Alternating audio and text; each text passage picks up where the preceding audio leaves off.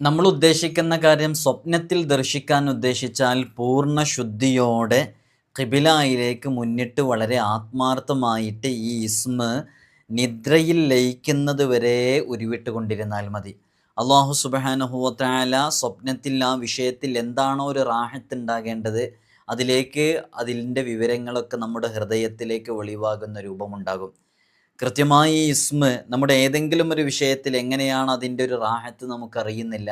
നമുക്ക് ചോദിക്കാനാണെങ്കിൽ ആരെങ്കിലും ഇല്ല, ചോദിച്ചു കഴിഞ്ഞാൽ അവരുടെ ഭാഗത്ത് നിന്ന് നമുക്ക് അനുയോജ്യമായ അനുകൂലമായിട്ടുള്ള റീപ്ലൈ ആണോ അവർ തരുന്നതെന്ന് അറിയില്ല. ചിലപ്പോൾ നമ്മളെ വഞ്ചിക്കാനോ നമ്മളെ ചതിക്കാനോ നമ്മുടെ അസൂയാലുക്കളൊക്കെ ഏത് രൂപത്തിലാണ് അതിനോട് പ്രതികരിക്കുന്നത് നമുക്കറിയില്ല.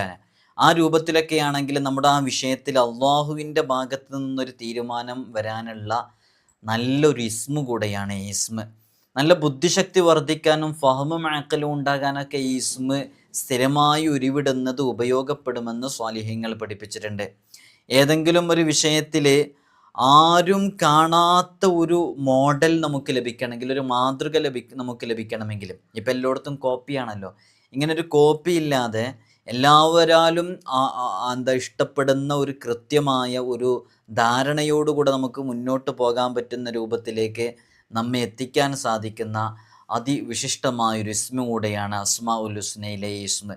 എത്ര വലിയ ദുഃഖങ്ങളുണ്ടെങ്കിലും ആ ദുഃഖങ്ങൾ വളരെ പെട്ടെന്ന് നീങ്ങിപ്പോകാൻ സാധിക്കുന്ന അസ്മാഉൽ ഹുസ്നയിലെ അതിവിശിഷ്ടമായ ഇസ്മ ഇത് സ്ഥിരമായി ചൊല്ലുന്നത് നമ്മുടെ അഭിലാഷങ്ങൾ, നമ്മുടെ ആഗ്രഹങ്ങൾ, നമ്മുടെ ഹലാലായ മുറാദുകളൊക്കെ വളരെ പെട്ടെന്ന് പൂർത്തീകരിച്ച് കിട്ടാനൊക്കെ കാരണമാകുന്ന അസ്മാഉൽ ഹുസ്നയിലെ അതിവിശിഷ്ടമായ ഇസ്മിനെ കുറിച്ചാണ്. അസ്മാഉൽ ഹുസ്ന എന്ന് പറയുമ്പോൾ നമ്മൾ പ്രത്യേകം മനസ്സിലാക്കേണ്ടത്, അസ്മാഉൽ ഹുസ്ന ജീവിതത്തിൽ മുറുകെ പിടിച്ചവരൊക്കെ വിജയിച്ചിട്ടുണ്ട്. അത് എപ്പോഴെങ്കിലും എങ്ങനെയെങ്കിലും ചൊല്ലുക എന്നുള്ളതല്ല. മുത്തുനബി സല്ലല്ലാഹു അലൈഹി വസല്ലം തങ്ങളുടെ വാക്കാണ്, അസ്മാഉൽ ഹുസ്ന ഹൃദ്യസ്ഥമാക്കിയാൽ, അത് മനഃപ്പാടമാക്കി കഴിഞ്ഞാൽ അവർക്ക് വലിയ മഹത്വങ്ങൾ പറഞ്ഞിട്ടുണ്ടല്ലേ. അതിൽ പ്രധാനപ്പെട്ട ഒന്നാണ് ദഖലൽ ജന്ന, അവർ സ്വർഗത്തിൽ പ്രവേശിച്ചിരിക്കുന്നു എന്നാണ് പറഞ്ഞിട്ടുള്ളത്. അവർക്ക് സ്വർഗപ്രവേശം ലാസിമാണെന്നാണ് അതിനർത്ഥം. അപ്പോൾ അസ്മാഉൽ ഹുസ്ന അത് അപ്പോൾ ഏതെങ്കിലും ഒരു തെമ്മാടിയൊക്കെ എപ്പോഴെങ്കിലും എങ്ങനെയെങ്കിലുമൊക്കെ ചൊല്ലാൻ പറ്റുമല്ലോ, അങ്ങനെയല്ല അതിൻ്റെ ഉദ്ദേശം. കിതാബുകളിൽ മഹാന്മാർ ആ ഹദീസിനെ വിശദീകരിച്ച് അയിമ്മത്തുകൾ വളരെ കൃത്യമായി രേഖപ്പെടുത്തിയിട്ടുണ്ട്. എന്താണ് ഈ ഇഹ്സാഇൻ്റെ മാന? ഒരാളിങ്ങനെ ഇതിനെ കൃത്യമായിട്ട് മനഃപ്പാടമാക്കുക, അതിനെ എണ്ണി തിട്ടപ്പെടുത്തുക എന്നൊക്കെ പറഞ്ഞാൽ എന്താണ് അതുകൊണ്ടുള്ള ഉദ്ദേശം എന്ന് പറയുന്നുണ്ട്. അത് കേവലം അങ്ങ് പഠിക്കലോ ചൊല്ലലോ എന്നല്ല, അത് വളരെ ആത്മാർത്ഥമായിട്ട് ആ ഇസ്മുകൾ ജീവിതത്തിലേക്ക് ഉൾക്കൊള്ളണം. ആ ഇസ്മുകൾ ഉൾക്കൊള്ളണം എന്ന് പറഞ്ഞാൽ റഹ്മാൻ എന്ന് പറയുമ്പോൾ, റഹീം എന്ന് പറയുമ്പോൾ, അൽ മലിക് എന്ന് പറയുമ്പോൾ ആ ഇസ്മിൻ്റെ അർത്ഥങ്ങൾ മനസ്സിലാക്കി അതിൻ്റെ ആശയങ്ങൾ നമ്മുടെ ജീവിതത്തിലേക്ക് പകർന്നുന്ന ആ ജീവിത മൂല്യങ്ങൾ നമ്മുടെ ജീവിതത്തിലേക്ക് ആവാഹിച്ചെടുക്കുകയും അതിനനുസരിച്ച് നമ്മുടെ ജീവിതം ക്രമപ്പെടുത്തുകയും ചെയ്യുമ്പോഴാണ്. അല്ലാതെ ഏതെങ്കിലും ഒരു തെമ്മാടി അസ്മാഉൽ ഹുസ്ന കാണാതെ പഠിച്ചു, അയാൾ എല്ലാ ദിവസവും വ്യഭിചരിക്കുന്നു, മദ്യപിക്കുന്നു, പലിശയുമായി ബന്ധപ്പെട്ടുകൊണ്ടിരിക്കുന്നു, 5 വഖത്ത് നിസ്കാരം ജീവിതത്തിൽ നിലനിർത്തുന്നേയില്ല, എന്നാൽ അവൻ സ്വർഗത്തിൽ പ്രവേശിക്കുന്നു എന്നാണോ അതിനർത്ഥം? അല്ല, അതിൻ്റെയൊക്കെ അർത്ഥം ഇങ്ങനെയാണ്, അവൻ ആത്മാർത്ഥമായിട്ട് ആ ഇസ്മുകളിലുള്ള ആശയങ്ങളും അർത്ഥങ്ങളും ശരീഅത്തനുസരിച്ച് ജീവിക്കാനും കൂടെ തയ്യാറാകുമ്പോഴാണ് അതിന് കൂടുതൽ ഫലമുണ്ടായിരിക്കുക. പിന്നെ നമ്മൾ ശ്രദ്ധിക്കേണ്ടത് വളരെ പ്രധാനമായിട്ട്, നമ്മൾ ചെയ്യുന്നത് ആത്മാർത്ഥമായിട്ട് ചെയ്യുക. അത് കൂടുതൽ ചെയ്യണമെന്നില്ല, കുറച്ച് ചെയ്താലും മതി. ചെയ്യുന്നതിൽ ആത്മാർത്ഥത ഉണ്ടായിരിക്കുക എന്നുള്ളത് ദാറ്റ്സ് വെരി ഇമ്പോർട്ടൻ്റ്. അത് വളരെ പ്രധാനപ്പെട്ട വിഷയമാണ്. ചെയ്യുന്നതിൽ നമുക്ക് നന്നായിട്ട് ആത്മാർത്ഥത ഉണ്ടായിരിക്കൽ അത്യാവശ്യമാണ്. അപ്പോൾ നമ്മളെടുക്കൽ ഒരു സുഹൃത്ത് വന്ന സമയത്ത് നമ്മൾ അദ്ദേഹത്തിൻ്റെ ഒരു സുഹൃത്തും കൂടെയാണ്. അപ്പോൾ ആ സുഹൃത്ത് പരിഗണനയിലാണ് അദ്ദേഹം അങ്ങനെ ഒരു മറുചോദ്യം ചോദിച്ചത്. പ്രത്യേകം മനസ്സിലാക്കണം, അവരോട് നമ്മൾ ഒരു ആയത്ത് പ്രത്യേകമായിട്ട് ഓതാൻ വേണ്ടി പറഞ്ഞു. അപ്പോൾ അത് ഓതേണ്ട ഒരു എണ്ണം എന്ന് പറയുന്നത്, ആ ആയത്തിൻ്റെ ഒരു ഇതനുസരിച്ച് അത് ഓതേണ്ടത് ഒരു 100-ന് മുകളിലുള്ള ഒരു സംഖ്യ വെച്ചിട്ടാണ് അത് ചൊല്ലേണ്ടത്. അപ്പോൾ നമ്മളെ ഒരു പരിചയമുള്ള ആൾ എന്നുള്ള അർത്ഥത്തിൽ നമ്മൾ അവരോടത് ചെയ്യാൻ വേണ്ടി പറഞ്ഞപ്പോൾ അത് കുറച്ച് കുറഞ്ഞ എണ്ണം ചെയ്യാൻ പറ്റുമോ എന്നുള്ളൊരു മറുചോദ്യം അവിടെ വന്നു. നമ്മളിത് കേവലം വെറുതെ ഒരു എണ്ണം പറയുന്നതല്ല. ഇതേതെങ്കിലും വിഷയങ്ങളുമായി ബന്ധപ്പെട്ട് മുജറബാത്തിൻ്റെ കിതാബുകളിലൊക്കെ ഇമാമുമാർ ഇന്നാലിന്ന വിഷയങ്ങൾക്ക് ഇന്നാലിന്ന രൂപത്തിൽ ചെയ്യാനും ചൊല്ലാനും വേണ്ടിയിട്ടൊരു രൂപം പറഞ്ഞു കൊടുത്തിട്ടുണ്ടാകും. ആ രൂപം അനുസരിച്ചാണ് നമ്മൾ പലപ്പോഴും എന്ത് ചെയ്യാറുള്ളത്, പറയാറുള്ളത്. അതായത് നമ്മുടെ പോക്കറ്റിൽ നിന്ന് എടുക്കുന്ന ഒരു എണ്ണ ഇല്ല എന്നാണ്. ചിലപ്പോൾ 313 പറയുന്നുണ്ടാകും, ചിലപ്പോൾ 11 പറയുന്നുണ്ടാകുക. ഇപ്പം ചിലതൊക്കെ 4444 പറയേണ്ടി വരും, ചിലപ്പോൾ ഒരു 25 യാസീൻ ഓതേണ്ട 25 യാസീൻ ഓതേണ്ട രൂപമുണ്ടാകും. ചിലപ്പോൾ ചില സന്ദർഭത്തിൽ അത് 3 യാസീൻ ആയിരിക്കും. അങ്ങനെ ഓരോന്നിനൊരു കൃത്യമായ ഒരു ലെങ്ത്തും ഒരു വിഡ്ത്തൊക്കെ ഉണ്ട്. ഞാൻ പറഞ്ഞതിൻ്റെ ഉദ്ദേശം ഒരു ചൊല്ലേണ്ട രൂപങ്ങളും അതിൻ്റെ ഒരു ചിട്ടയൊക്കെ ഉണ്ട്. ആ ചിട്ടയിലൊക്കെ ചൊല്ലുമ്പോഴും ചെയ്യുമ്പോഴാണ് നമുക്കതിൽ കൂടുതലൊരു റിസൾട്ട് ലഭിച്ചുകൊണ്ടിരിക്കുക. അൽ ബദീഅ എന്ന് പറയുന്ന അതിവിശിഷ്ടമായ ഈ ഇസ്മ, അതിൻ്റെ അർത്ഥം നമ്മൾ ഇന്ന് ആ ഇസ്മിനെ കുറിച്ചാണ് ചർച്ച ചെയ്യുന്നത്. അൽ ബദീഅ എന്ന് പറയുന്ന ഇസ്മിൻ്റെ അർത്ഥം ആവിഷ്കർത്താവ്, മാതൃകയില്ലാതെ സൃഷ്ടിക്കുന്നവൻ, നിസ്തുലൻ എന്നൊക്കെയാണ് ഈ ഇസ്മിൻ്റെ അർത്ഥം. ആവിഷ്കർത്താവ്, മാതൃകയില്ലാതെ സൃഷ്ടിക്കുന്നവൻ, നിസ്തുലൻ എന്നൊക്കെയാണ് ഈ മഹത്തായ ഇസ്മിൻ്റെ അർത്ഥം. നിരുപാധികം ഈ ഒരു ഇസ്മ അള്ളാഹുവിന് മാത്രമേ ഉപയോഗിക്കാവൂ. കാരണം അസ്തിത്വത്തിലും ഗുണവിശേഷണങ്ങളിലും മറ്റെല്ലാ വിഷയങ്ങളിലും അള്ളാഹുവിനോട് തുല്യമായ ഒന്നും ഈ ഭൂമി മണ്ണിലില്ല. ഒരു മാതൃകയും ഇല്ലാതെയും ഒന്നിനെയും അനുകരിക്കാതെയുമാണ് അള്ളാഹു സുബ്ഹാനഹു വ തആല ഈ പ്രപഞ്ചത്തെയും അതിലുള്ള സർവ്വ വസ്തുക്കളെയും അവന് സൃഷ്ടിച്ച് പരിപാലിക്കുന്നത്. അതിനാൽ അൽ ബദീഅ എന്ന നാമം അള്ളാഹുവിനെ സംബന്ധിച്ചിടത്തോളം തികച്ചും അത് അന്വർത്ഥമാണ്. അപ്പോൾ മാതൃകയില്ലാതെ സൃഷ്ടിക്കാൻ സാധിക്കുക എന്നുള്ളത് ഇല്ലായ്മയിൽ നിന്ന് സൃഷ്ടിക്കുന്ന അള്ളാഹുവിന് മാത്രമേ സാധിക്കുകയുള്ളൂ. അൽ ബദീഅ എന്ന് പറയുന്ന ഇസ്മിൻ്റെ അർത്ഥമാണ് നമ്മൾ പറയുന്നത്. അൽ ബദീഅ എന്ന് പറഞ്ഞാൽ മാതൃകയില്ലാതെ സൃഷ്ടിക്കുന്നവൻ എന്നുള്ളതാണ്. മുമ്പ് ഏതെങ്കിലും ഒരു മോഡൽ കണ്ട ആ മോഡലിനനുസരിച്ച് ഉണ്ടാക്കിയല്ല. ഇപ്പോൾ നമ്മുടെ ഫോണിൻ്റെ ഒരു കാലമാണല്ലോ, സ്മാർട്ട് ഫോണിൻ്റെ. അപ്പോൾ സ്മാർട്ട് ഫോൺ ഓരോ വർഷവും ഇങ്ങനെ ഓരോ മോഡൽ ഇറങ്ങിക്കൊണ്ടിരിക്കുകയാണ്. ഐഫോൺ ഒരു മോഡൽ ഇറക്കുകയാണ്, ഒരു ഫീച്ചേഴ്സുള്ളൊരു ഒരു ഫോൺ ഇറക്കുകയാണെന്നുണ്ടെങ്കിൽ സാംസങ് അതിൻ്റെ അതേ ഫീച്ചേഴ്സ് കോപ്പി ചെയ്തിട്ട് അത് ഇതിലുണ്ട്, അതിനേക്കാളും മെച്ചമുള്ളത് ഇതിലുണ്ട് എന്ന് പറഞ്ഞിറക്കും അല്ലേ. അതൊക്കെ സൃഷ്ടിക്കുന്നത് ഒരു മോഡൽ, ഒരു മാതൃക നോക്കിയിട്ടാണല്ലേ. എന്നാൽ ഒരു മുൻമാതൃകയില്ലാതെ അല്ലാഹു സുബ്ഹാനഹു വ തആല നമ്മെ സൃഷ്ടിച്ചു. അതിനുള്ള പ്ലാൻ കൃത്യമായി തയ്യാറാക്കി. നമ്മുടെ സൃഷ്ടിപ്പിലേക്കൊന്ന് നോക്കൂ.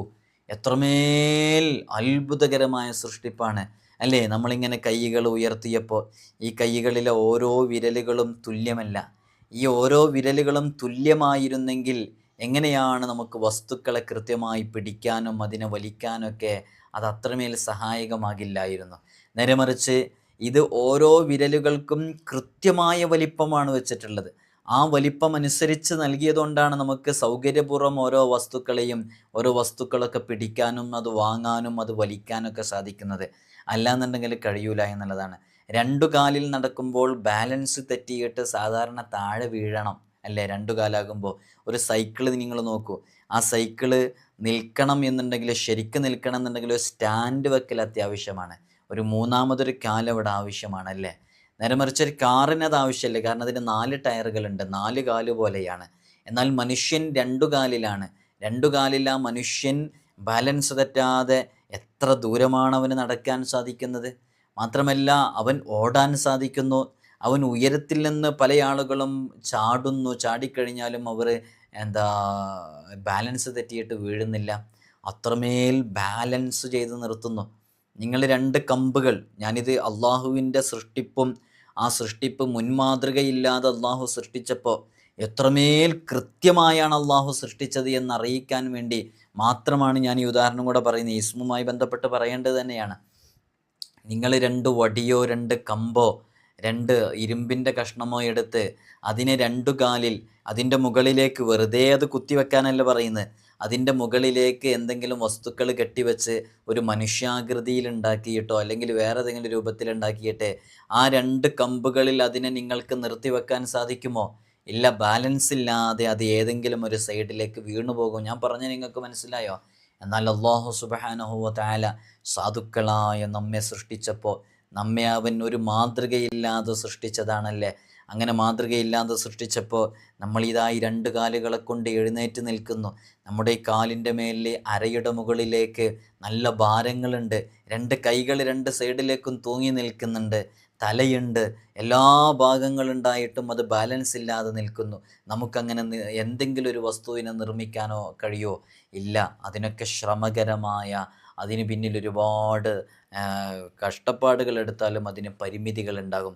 അല്ലാഹു സുബ്ഹാനഹു വ തആല അങ്ങനെയാണ് ഓരോ വസ്തുക്കളെയും ഓരോ കാര്യങ്ങളെയും അല്ലാഹു സുബ്ഹാനഹു വ തആല സൃഷ്ടിച്ചതും ഒരു മുൻ മാതൃകയില്ലാതെ എവിടെ നിന്നും കോപ്പി ചെയ്യാതെയാണ് അല്ലാഹു സൃഷ്ടിച്ചിട്ടുള്ളത്. ഇനി നമുക്ക് ഈ ഒരു ഇസ്മിൻ്റെ പ്രയോഗങ്ങളിലേക്ക് വരാം. അസ്മാഉൽ ഹുസ്നയിലെ ഈ പവിത്രമേറിയ ഇസ്മ് ഏതെങ്കിലും ഒരു കാര്യം ആരും കണ്ടെത്താത്ത, ഏതെങ്കിലും കാര്യത്തിൽ ആരും കണ്ടെത്താത്ത ഒരു മാതൃക കണ്ടെത്താൻ ആഗ്രഹിക്കുന്ന ആളുകൾ, ഇതിപ്പോൾ ആർക്കാണ് ഉപയോഗിക്കപ്പെടുക? ഏതെങ്കിലും ഒരു വിഷയത്തിൽ ആരും കണ്ടെത്താത്തൊരു മാതൃക കണ്ടെത്താൻ ആഗ്രഹിക്കുന്നവർ. ഇപ്പോൾ നമ്മൾ കോമ്പറ്റീഷനാണ് എല്ലായിടത്തും, മത്സരങ്ങളാണ് എല്ലാ ഭാഗങ്ങളിലും. എങ്ങനെ മത്സരങ്ങൾ? എല്ലാവർക്കും മാത്സര്യ ബുദ്ധിയോടുകൂടെയാണ്. ഒരാളൊരു മൊബൈൽ ഷോപ്പ് തുടങ്ങി, അപ്പുറത്തൊരു മൊബൈൽ ഷോപ്പ് തുടങ്ങുകയാണ്. ഒരാളൊരു ടെക്സ്റ്റൈൽ ഷോപ്പ് തുടങ്ങി, അപ്പുറത്തൊരു ടെക്സ്റ്റൈൽ ഷോപ്പ് തുടങ്ങുക. ഒരാളൊരു കൂൾ ബാർ തുടങ്ങി, അപ്പുറത്തൊരു കൂൾ ബാർ തുടങ്ങുകയാണ്. അപ്പോൾ കോമ്പറ്റീഷനാണ്. നമ്മൾ മറ്റുള്ളവരുടേത് കോപ്പി ചെയ്യുമ്പോൾ നമുക്ക് വിജയിക്കാൻ സാധിക്കില്ല. നമ്മളെപ്പോഴും ഒരു വ്യത്യസ്തമായ രൂപത്തിലേക്ക് പോകണം.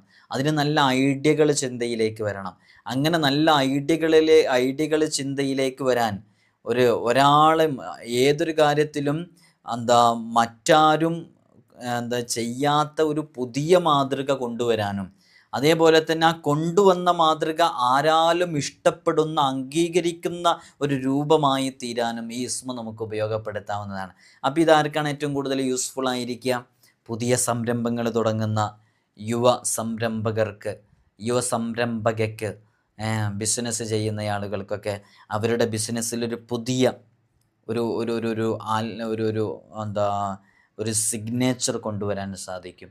അപ്പോൾ അള്ളാഹു അവൻ്റെ ഹൃദയത്തിലേക്ക് അതിനിട്ട് കൊടുക്കും. അപ്പോൾ ഇത് ആത്മാർത്ഥമായിട്ട് ചൊല്ലിയാൽ മതി. അത്തരം വല്ല ബിസിനസ്സൊക്കെ ട്രൈ ചെയ്യുന്ന ആളുകൾക്കൊക്കെ നല്ല ഐഡിയകൾ അവരുടെ മനസ്സിലേക്ക് വരും. പല ഐഡിയകളാണ് പലപ്പോഴും പലരുടെയും ബിസിനസ്സും അത്തരം വിഷയങ്ങളൊക്കെ ഉയർച്ചയിലേക്കും വളർച്ചയിലേക്കൊക്കെ എത്തുന്നത്. അത്തരം ഐഡിയകൾ എപ്പോഴും ഉയർന്നുകൊണ്ടേയിരിക്കണം. അത്തരം ചിന്തകളിലേക്ക് എത്തണം. അതിന് ഈ ഇസ്മ വളരെയധികം ഉപകാരപ്പെടുന്നതാണ്. ഇപ്പോൾ വീട്ടിലിരുന്ന് ചെയ്യുന്ന ബിസിനസ്സാണെങ്കിലും ക്രാഫ്റ്റ് വർക്ക് ചെയ്യുന്ന ആളുകളുണ്ട്, ബോട്ടിൽ ആർട്ട് വർക്ക് ചെയ്യുന്ന ആളുകളുണ്ട്, റസിൻ ആർട്ട് ചെയ്യുന്ന ആളുകളുണ്ട്, അങ്ങനെ കാലിഗ്രഫി ചെയ്യുന്ന ആളുകളുണ്ട്. അപ്പോൾ ഇതൊക്കെ ആരാലും ഇഷ്ടപ്പെടുകയും വേണം. എന്നാൽ എന്താകും ചെയ്യരുത്? മറ്റൊരാളുടേത് കോപ്പി ചെയ്തതാകും ചെയ്യരുത്. ആ രൂപത്തിൽ നമുക്ക് ചെയ്യാൻ പറ്റുന്ന വളരെ സവിശേഷമേറിയ ഇസ്മുകളെക്കുറിച്ചാണ് നമ്മൾ ചർച്ച ചെയ്തത്. അല്ലാഹു സുബ്ഹാനഹു വ തആല നമുക്കതുകൊണ്ടുള്ള പ്രയോജനങ്ങളൊക്കെ നേടിയെടുക്കാനുള്ള തൗഫീഖ് നൽകി അനുഗ്രഹിക്കുമാറാകട്ടെ. ആരെങ്കിലും ഈ ഇസ്മിനെ പതിവായി ചൊല്ലിയാൽ അവരുടെ നാവിലൂടെ ഹിക്മത്തുകൾ വരുമെന്നുള്ളതാണ്. ജനങ്ങൾ അത്ഭുതപ്പെടുമാറുള്ള പല കാര്യങ്ങളും അവൻ്റെ ജോലിയിൽ, അവൻ ചെയ്യുന്ന മേഖലകളിൽ അവന് കാഴ്ചവെക്കാൻ സാധിക്കും. അപ്പോൾ ഇത് യഥാർത്ഥത്തിൽ ഒരു പ്രൊമോഷന് വേണ്ടിയിട്ടൊക്കെ ഈ ഇസ്മ നമുക്ക് ചെല്ലാവുന്നതാണ്. എങ്ങനെയാണെന്ന് വെച്ചാൽ, നമ്മൾ ഇത് ഒരു ജോലി ഒരു സ്ഥാപനത്തിൽ, ഒരു കമ്പനിയിൽ ജോലി ചെയ്യുന്ന ആളാണെങ്കിൽ അവരിത് വളരെ ആത്മാർത്ഥമായി ചൊല്ലിക്കൊണ്ടിരിക്കുമ്പോൾ അവരുടെ നാക്കുകളിലൂടെ ആ ബിസിനസ്സിനെ ഇമ്പ്രൂവ്മെൻ്റ് ചെയ്യാനുള്ള, ഉയർച്ചയിലേക്ക് എത്തിക്കാനുള്ള, ഡെവലപ്പ് ചെയ്യാനുള്ള ഒരുപാട് ആശയങ്ങൾ അയാളുടെ ചിന്തകളിൽ വരും. അപ്പോൾ ഈ ആശയങ്ങൾ ഇതിൻ്റെ ബോസിനോടോ മുതലാളിയോടോ ഇതിൻ്റെ സീനിയർ ഓഫീസേഴ്സിനോടോ പറയുമ്പോൾ ഇയാളെക്കുറിച്ചൊരു മതിപ്പുണ്ടാകാൻ കാരണമാകും. ആ മതിപ്പിലൂടെ ഇയാൾ ഈ പൊസിഷനിൽ ഇരിക്കേണ്ടയാളല്ല, ഇയാൾ ഉയർച്ചയിലേക്ക് എത്തിക്കണം എന്ന ഒരു ചിന്തയിലേക്ക് വന്ന് ഉയർച്ചയിലേക്ക് എത്തിക്കാൻ കാരണമാകുന്ന അതിവിശിഷ്ടമായൊരു ഇസ്മും കൂടെയാണ് അൽ ബദീഅ എന്ന് പറയുന്ന ഇസ്മ. ഈ ഇസ്മിൻ്റെ അർത്ഥതലങ്ങളിലേക്ക് നോക്കിയാൽ തന്നെ ഇതിൻ്റെ ആ ഒരു വ്യതിരിക്തത നമുക്ക് മനസ്സിലാക്കാൻ പറ്റും. കാരണം ആവിഷ്കർത്താവ് ഒരു മുൻധാരണയില്ലാതെ, മുൻമാതൃകയില്ലാതെ സൃഷ്ടിക്കുന്നവൻ, സൃഷ്ടികർമ്മം നടത്തുന്നവൻ, പ്ലാൻ ചെയ്യുന്നവൻ എന്നൊക്കെയാണ്. അപ്പോൾ അള്ളാഹു സുബ്ഹാനഹു വ തആല ആ ഒരു ഗുണവിശേഷമുള്ള അള്ളാഹുവിൻ്റെ ഈ നാമം നാം ഉച്ചരിക്കുമ്പോൾ ആ ഒരു ഗുണവിശേഷത്തിലേക്ക് നമുക്കെത്താൻ സാധിക്കുകയും നാം ഇടപെടുന്ന മേഖലകളിലൊക്കെ ആ ഒരു ഗുണം നമുക്ക് നേടിയെടുക്കാൻ സാധിക്കുകയും ചെയ്യുന്നതാണ്. അതുകൊണ്ട് തന്നെ നല്ല എക്സ്പീരിയൻസ്ഡ് ആയിട്ടുള്ള, ടെൻഷനായിട്ട് ചെയ്യുന്ന ചില ജോലികളിലൊക്കെ അവർക്ക് ടെൻഷൻ ഫ്രീ ആയിട്ട് ചെയ്യാനൊക്കെ സാധിക്കും. ഈ ഒരു വിഷയത്തിൽ നമ്മൾ ചെയ്യുന്ന ജോലി ഒരു പാഷനായി മാറുമ്പോഴും അതിൽ നമ്മുടെ സീനിയേഴ്സിന് അവിടെയുള്ള കസ്റ്റമേഴ്സിന് അവർക്കൊക്കെ നമുക്ക് ഹാപ്പിനെസ് നൽകാൻ കഴിയുമ്പോഴൊക്കെയാണ് നമുക്ക് യഥാർത്ഥത്തിലൊരു കോൺഫിഡൻ്റ് ഉണ്ടാവുകയും നമുക്ക് സന്തോഷം ഉണ്ടാവുകയും ചെയ്യുള്ളൂ. അപ്പോൾ അത്തരം ഒരു സ്ഥാനത്തേക്ക് എത്തിക്കാൻ കാരണമാകും ഈ ഇസ്മി എന്നുള്ളത് നമ്മൾ മനസ്സിലാക്കണം. അപ്പോൾ ഇതിങ്ങനെ ചൊല്ലിക്കൊണ്ടിരുന്നാൽ അവരുടെ നാക്കിൻ തുമ്പിലൂടെ ഹിക്മത്തുകൾ ഇങ്ങനെ ഒഴുകി വരും. അതിൻ്റെ ഒരുപാട് ഐഡിയാസ്, ചിന്തകൾ, അതിനെ ഡെവലപ്പ് ചെയ്യേണ്ട വിഷയങ്ങളൊക്കെ വരുമ്പോൾ അവന് ഉയർച്ച ലഭിക്കാൻ കാരണമാകും. അപ്പോൾ ആ രൂപത്തിൽ ഇത് ഉപയോഗിക്കാവുന്നതാണ്. അതുപോലെ തന്നെ ഈ ഇസ്മ സ്ഥിരമായി ചൊല്ലിക്കൊണ്ടിരിക്കുകയാണെങ്കിൽ ആഫത്ത് മുസീബത്തുകളെ തൊട്ട് അവന് വലിയ കാവൽ ലഭിക്കുമെന്നുള്ളതാണ്. പല ആളുകളും അപകടങ്ങളിൽ പെടുന്നു. വർക്ക് ചെയ്യുന്ന സ്ഥലത്തേക്ക് പോകുമ്പോൾ അപകടങ്ങളിൽ പെടുന്നു. അശ്രദ്ധമായി റോഡ് മുറിച്ചു കിടക്കുമ്പോൾ മുസീബത്തുകളിൽ, ആഫത്തുകളിൽ പെട്ടുപോകുന്നു. ഇത്തരം ആഫത്ത് മുസീബത്തുകളിൽ നിന്ന് ഞൊടിയിടയിൽ നമുക്ക് രക്ഷ നേടാനും വലിയ ഫത്ഹ് ലഭിക്കാനും കാരണമാകും ഈ ഇസ്മ നമ്മുടെ ജീവിതത്തിലേക്ക് പകർത്തുന്നത് എന്നുള്ളതാണ്. അള്ളാഹു സുബ്ഹാനഹു വ തആല അപകടങ്ങളെ തൊട്ടൊക്കെ വലിയ കാവൽ നൽകട്ടെ. ഈ അപകടങ്ങളെക്കുറിച്ച് പറയുമ്പോൾ പ്രത്യേകമായിട്ട് പറയാനുള്ളത്, അള്ളാഹു സുബ്ഹാനഹു വ തആല എല്ലാ കാര്യങ്ങളും അള്ളാഹു നേരത്തെ മുൻകൂട്ടി പ്ലാൻ ചെയ്ത് വെച്ചിട്ടുണ്ട്. നേരത്തെ അള്ളാഹു തീരുമാനിച്ചു വെച്ചിട്ടുണ്ട്. ഒരു മനുഷ്യൻ്റെ ജീവിതത്തിൽ ജനനം മുതൽ മരണം വരെ, അതിനുശേഷം എല്ലാ കാര്യങ്ങളും അള്ളാഹു കൃത്യമായി ലൗഹുൽ മഹ്ഫൂദിൽ എഴുതി വച്ചിട്ടുണ്ട്. അതുകൊണ്ട് തന്നെ എല്ലാ വിഷയത്തിലും എന്താണ് നടക്കേണ്ടത് എന്നുള്ളത് അള്ളാഹുവിൻ്റെ അടുക്കൽ കൃത്യമായ ധാരണയും തീരുമാനവും ഒക്കെയുണ്ട്. ഇവിടെ നമ്മൾ പ്രത്യേകം മനസ്സിലാക്കേണ്ടത്, അങ്ങനെ ധാരണയും തീരുമാനവും ഒക്കെയുള്ള അള്ളാഹു സുബ്ഹാനഹു വ തആല ഒരു യുക്തിയിൽ നിന്നൊരാൾ ചോദിക്കുകയാണ്, അള്ളാഹു നേരത്തെ ഇതൊക്കെ തീരുമാനിച്ച് വെച്ചിട്ടുണ്ടെങ്കിൽ പിന്നെ നമ്മളോട് അള്ളാഹു കള്ളു കുടിക്കരുതെന്ന് പറയുന്നതിന് എന്താണ് അർത്ഥമാണുള്ളത്? പിന്നെ നമ്മളോട് അള്ളാഹു വ്യഭിചരിക്കരുത്, പലിശയുമായി ബന്ധപ്പെടരുത് എന്ന് പറയുന്നതിന് എന്താ അർത്ഥമാണുള്ളത്? അള്ളാഹു നേരത്തെ ഇതൊക്കെ തീരുമാനിച്ചു വെച്ചിട്ടില്ലേ? അള്ളാഹു ഒരു അപകടം ഒരാൾക്ക് സംഭവിക്കണം എന്ന് തീരുമാനിച്ചു വെച്ചിട്ടുണ്ടെങ്കിൽ അത് 2025 മാർച്ച് മാസം 2-ാം തീയതി നടക്കുമെന്ന് അള്ളാഹു നേരത്തെ തീരുമാനിച്ചു വെച്ചിട്ടുണ്ടെങ്കിൽ പിന്നെ അവിടെ നമ്മളെന്തിനു ദുആ ചെയ്യുന്നു? സ്വതക്ക ആഫത്ത് മുസീബത്തുകളെ തടയും. പിന്നെ നമ്മളെന്തിനു സ്വതക്ക ചെയ്യുന്നു? ഇപ്പം ഞാനിത് പറയാൻ കാരണം, ഈ ഇസ്മു ചൊല്ലിയാൽ ആഫത്ത് മുസീബത്തുകളെ തൊട്ട് തടയപ്പെടുന്ന പറയുന്നത്. അപ്പോൾ തടയപ്പെടുമോ? കാരണം അള്ളാഹു നേരത്തെ തീരുമാനിച്ചതല്ലേ എന്നുള്ളത്. അവിടെ നമ്മൾ മനസ്സിലാക്കേണ്ടത്, അള്ളാഹുവിൻ്റെ തീരുമാനങ്ങൾ അതൊരു സബബുമായി ബന്ധപ്പെട്ട് അങ്ങനെയാണ് കിടക്കുന്നത്. അപ്പോൾ അള്ളാഹു ആദ്യമേ തീരുമാനിച്ച് വെച്ചത് എന്താണ്? അവനിങ്ങനെ ഒരു സ്വതക്ക നൽകും. ആ സ്വതക്ക നൽകുന്നത് കാരണമായിട്ട്, അപ്പോൾ ഞാനൊരു മനസ്സിലാകാൻ വേണ്ടി ഒരു ഉദാഹരണത്തിൽ പറയാം. 2025 മാർച്ച് 2-ാം തീയതി അവൻ ആക്സിഡൻറ്റിൽ പെടും എന്നാണ് അള്ളാഹു തീരുമാനിച്ചു വെച്ചത്. 2022 ഫെബ്രുവരി മാസത്തിൽ 23-ാം തീയതിയിൽ അവൻ എന്ത് ചെയ്യും? ഒരു യതീമായ ആൾക്ക് ഭക്ഷണം കൊടുക്കുന്നു, അല്ലെങ്കിൽ ഒരു സ്വതക്ക നൽകുന്നു.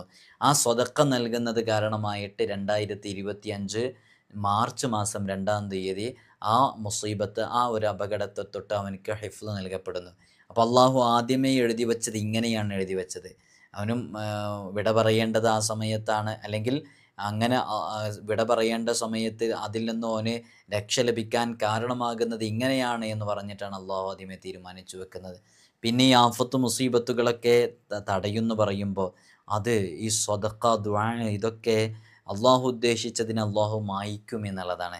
യംഹുല്ലാഹു മാ യശാ എന്നുള്ളതാണ്. അപ്പോൾ നമ്മുടെ ചില പ്രവർത്തനങ്ങൾ കാരണമായിട്ട് അള്ളാഹു സുബ്ഹാനഹു വ തആല അത്തരം കാര്യങ്ങളൊക്കെ അള്ളാഹു മായ്ച്ച് അതിനെ മറ്റു രൂപത്തിലേക്ക് അള്ളാഹു മാറ്റുകയും ചെയ്യും. അതുകൊണ്ട് കൃത്യമായി നമ്മൾ നമ്മൾ ചെയ്യുക തന്നെ വേണം. അപ്പോൾ ഈ ഇസ്മ നമ്മൾ ചൊല്ലിക്കൊണ്ടിരിക്കുമ്പോൾ നിരവധി തവണ ഇതിങ്ങനെ ചൊല്ലിക്കൊണ്ടിരിക്കുകയാണെങ്കിൽ ആഫത്ത് മുസീബത്തുകളെ അവനെ തൊട്ട് ഒഴിഞ്ഞു പോകുന്നുള്ളതാണ്. അള്ളാഹു നമുക്ക് തൗഫീഖ് നൽകട്ടെ ചൊല്ലാനുള്ളത്. നമ്മുടെ ഏതേതു ആഗ്രഹങ്ങളും, ദുനിയാവിൽ ഹലാലായ മുറാദുകൾ ഏതുണ്ടോ അതൊക്കെ വളരെ പെട്ടെന്ന് പൂർത്തീകരിക്കാനും ആ മുറാദുകൾ ഹാസിലാകാനും കാരണമാകുന്ന അതിവിശിഷ്ടമായൊരു ഇസ്മു കൂടെയാണ് അസ്മാഉൽ ഹുസ്നയിലെ ഇസ്മ. അള്ളാഹു നമുക്ക് തൗഫീഖ് നൽകി അനുഗ്രഹിക്കുമാറാകട്ടെ. പലവിധ രഹസ്യ അറിവുകളും അവർക്ക് ലഭിക്കുകയും ചെയ്യും. 10,000 തവണ ഇത് ചൊല്ലി അള്ളാഹുവിനോട് ദുആ ചെയ്താൽ എത്ര വലിയ ദുഃഖമുണ്ടെങ്കിലും അത് നീങ്ങിപ്പോകും. ഏതു വലിയ പ്രതിസന്ധിയിൽ അകപ്പെടുന്ന പക്ഷവും യാ ബദീഅസ് സമാവാതി വൽ അർള് എന്ന് 70 തവണ ഉച്ചരിച്ച് അള്ളാഹുവിനോട് ദുആ ചെയ്താൽ ഏതു പ്രതിസന്ധികളും നീങ്ങിക്കിട്ടുമെന്നുള്ളതാണ്. നമ്മുടെ ജീവിതത്തിലേക്ക് കടന്നു വരുന്ന വലിയ വലിയ പ്രതിസന്ധികളുണ്ടാകും. തലക്കുമീതെ താങ്ങാൻ കഴിയാതെ മല പോലെ വരുന്ന ഓരോ പ്രതിസന്ധികളെയും മഞ്ഞുപോലെ ഉരിക്കാൻ കാരണമാകും. യാ ബദീ അസ്സമാവാതി വൽ അർള് എന്ന് ചൊല്ലുക, അല്ലെങ്കിൽ യാ ബദിഉ യാ അള്ളാ എന്ന് 10,000 തവണ ചൊല്ലുക. നമ്മൾ ഈ 10,000 തവണ ചൊല്ലുക എന്നൊക്കെ പറയുമ്പോൾ 10,000 തവണയ്ക്ക് ഇപ്പോൾ ചൊല്ലിത്തീരുമോ? ചൊല്ലിത്തീരും, വളരെ പെട്ടെന്ന് ചൊല്ലിത്തീരും. യാ ബദിഉ എന്ന് 100 തവണ ചൊല്ലാൻ വളരെ കുറഞ്ഞ സമയമല്ലേ ആവശ്യമുള്ളൂ. ആ 100 തവണ അത് ചൊല്ലി ചൊല്ലി ഒരൊറ്റ ഇരുത്തത്തിൽ ചൊല്ലുന്നവരൊക്കെ ഉണ്ട്. നമ്മൾ അങ്ങനെ ഒന്നല്ല ചൊല്ലാൻ പറയുന്നത്, 10,000 തവണ ചൊല്ലി തീർക്കുക എന്നുള്ളതാണ്. യാ ബദീ അസ്സമാവാതി വൽ അർള് എന്നുള്ളത് 70 തവണ ചൊല്ലുക. അങ്ങനെ അള്ളാഹുവിനോട് ദുആ ചെയ്താൽ അവൻ്റെ പ്രതിബന്ധങ്ങൾ, പ്രയാസങ്ങൾ, ബുദ്ധിമുട്ടുകൾ ഇതൊക്കെ നീങ്ങിക്കിട്ടുകയും ലദുന്നിയായ ഇൽമ് കരസ്ഥമാക്കാൻ ആഗ്രഹിക്കുന്നവർ ഈ നാമം ധാരാളം ഉരുവിട്ടുകൊണ്ടിരുന്നാൽ മതി. നമ്മൾ ലദുന്നിയായ ഇൽമ് എന്ന് പറഞ്ഞാൽ എന്താണെന്നുള്ളത് നമ്മൾ മുമ്പ് പറഞ്ഞിട്ടുണ്ടായിരുന്നു കേട്ടോ. അറിയുന്ന ആളുകളൊക്കെ അറിയിക്കുക. നമ്മൾ മുമ്പ് അത് വിശദീകരിച്ചതാണ്, അതുകൊണ്ടാണ് ഇപ്പോൾ കൂടുതൽ നമ്മൾ ആ വിഷയത്തിലേക്ക് വരാത്തില്ല. ദുന്നിയായ ഇൽമ് എന്ന് പറഞ്ഞാൽ എന്താണെന്നുള്ളത് നമ്മൾ വളരെ കൃത്യമായി വിശദീകരിച്ചിട്ടുള്ളതാണ്. അള്ളാഹു നമുക്ക് തൗഫീഖ് നൽകി അനുഗ്രഹിക്കുമാറാകട്ടെ. പഠിക്കാനും മനസ്സിലാക്കാനും അത് ജീവിതത്തിലേക്ക് പകർത്താനും ബുദ്ധി വർദ്ധിക്കാനും നല്ല ബുദ്ധിശക്തി ഉണ്ടാകാനും നല്ല സുരക്ഷിതത്വം ഹിഫ്ള് ഉണ്ടാകാനും സകല ജ്ഞാനവും ലഭിക്കാൻ ആഗ്രഹിക്കുന്നവർ ഈ ഇസ്മ ഒരു നിശ്ചിത എണ്ണം എല്ലാ നിസ്കാര ശേഷവും ചൊല്ലിക്കൊണ്ടിരുന്നാൽ മതി എന്നുള്ളതാണ്. നല്ല ഓർമ്മശക്തിയും ബുദ്ധിശക്തിയും ഫഹമും അഖ്ലൊക്കെ വർദ്ധിക്കാൻ കാരണമാകും. ഏതാനും മാസം ഇതിങ്ങനെ തുടർന്നുകൊണ്ടിരുന്നാൽ അത്ഭുതങ്ങൾ അവൻ്റെ ജീവിതത്തിൽ കാണും. രാത്രിയിലാണ് ഇത് ചൊല്ലുന്നതെങ്കിൽ അതിൻ്റെ ഒരു പ്രത്യേകമായ ഗുണങ്ങളുണ്ട്. ഇൻഷാ അല്ലാഹ് നമ്മൾ മറ്റൊരു സന്ദർഭത്തിൽ ഇതിനെക്കുറിച്ച് പറയുമ്പോൾ നമ്മൾ വിഷയം പറയാം. അത് രാത്രിയിൽ ചൊല്ലുകയാണെങ്കിൽ ഒരു പ്രത്യേക ഗുണം അതിന് ലഭിക്കും. അല്ലാഹു സുബ്ഹാനഹു വ തആല അവൻ്റെ ഏത് വിഷയത്തിലും നല്ലൊരു വഴി തുറന്നു കിട്ടാൻ കാരണമാകുന്നൊരു ഇസ്മൂടെയാണ്. നമ്മളിതിൻ്റെ തുടക്കത്തിൽ പറഞ്ഞല്ലോ, നമ്മൾ ഉദ്ദേശിച്ച കാര്യം സ്വപ്നത്തിൽ ദർശിക്കാൻ ഉദ്ദേശിക്കുന്നുണ്ടെങ്കിൽ പൂർണ്ണ ശുദ്ധിയോടുകൂടെ ഖിബില കൊള്ളെ തിരിഞ്ഞിരുന്ന് നിദ്രയിലാകുന്നത് വരെ, ഖിബില കൊള്ളെ തിരിഞ്ഞ് നിദ്രയിലാകുന്നത് വരെ, ഉറക്കം വരുന്നത് വരെ, ഉറക്കത്തിലേക്ക് വഴുതി വീഴുന്നത് വരെ ഇസ്മിങ്ങനെ ഉരുവിട്ടുകൊണ്ടിരുന്നാൽ മതി. നമ്മുടെ ജീവിതത്തിലേക്ക് വലിയ ഖൈറാത്തുകൾ കടന്നു വരും. അള്ളാഹു സുബ്ഹാനഹു വ തആല നമുക്ക് തൗഫീഖ് നൽകി അനുഗ്രഹിക്കുമാറാകട്ടെ. ഈ ഇസ്മിൻ്റെ അദദ് എന്ന് പറയുന്നത് 86 ആണ്. എങ്ങനെ 86? ബാ നമുക്കറിയാം 2 ആണ്, ദാൽ 4 ആണ്, യാ എന്നുള്ളത് 10 ആണ്, ഐൻ 70 ആണ്. അപ്പോൾ 70ഉം 10ഉം 80ഉം 4ഉം 84ഉം 2ഉം 86. അങ്ങനെയാണ് ബദീഴ് എന്നുള്ളതിൻ്റെ അദദ് വരുന്നത്.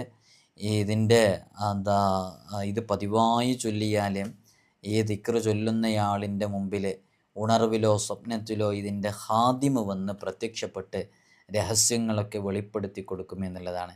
ഈ ഇസ്മിനൊരു പ്രത്യേകമായൊരു കളമൊക്കെയുണ്ട്. ഇൻഷാ അല്ലാഹ് ഇപ്പോൾ ഈ പറഞ്ഞ അമലുകളൊക്കെ ചെയ്താൽ തന്നെ ഒരുപാട് ഖൈറുകൾ നമ്മുടെ ജീവിതത്തിലേക്ക് കടന്നു വരാൻ കാരണമാകും. നമ്മൾ പ്രത്യേകം ശ്രദ്ധിക്കേണ്ടത് പൂർണ്ണമായ ഈമാനിൻ്റെ ഉടമയാകണം. നിസ്കാരം ഖളാ ആകുന്ന അവസ്ഥ നമ്മുടെ ജീവിതത്തിൽ ഒരിക്കലും ഉണ്ടാകാൻ പാടില്ല. ഈമാൻ കാര്യങ്ങളും ഇസ്ലാം കാര്യങ്ങളും പൂർണ്ണമായും അംഗീകരിച്ച് അതിനനുസരിച്ച് ജീവിക്കാൻ തയ്യാറാകണം. നാം കഴിക്കുന്ന ഭക്ഷണം, നാം കുടിക്കുന്ന വെള്ളം, നാം ഉപയോഗിക്കുന്ന വസ്ത്രം, നാം യൂസാക്കുന്ന സമ്പത്ത് ഇതെല്ലാം ഹലാല് മാത്രമായിരിക്കണം എന്ന് ഓർമ്മപ്പെടുത്തുകയാണ്. അള്ളാഹുവിലല്ലാതെ മറ്റൊന്നിലും അഭയം തേടാതിരിക്കുക. ഓരോ ഇസ്മുകളും ചൊല്ലുന്നതിൻ്റെ മുമ്പ്, ഓരോ ഇസ്മുകളും നാം ഉപയോഗിക്കുന്നതിൻ്റെ മുമ്പ്, പ്രയോഗിക്കുന്നതിൻ്റെ മുമ്പ് അള്ളാഹുവിൽ തവക്കുലാക്കുക. വമയ്യ തവക്കൽ അലല്ലാഹ്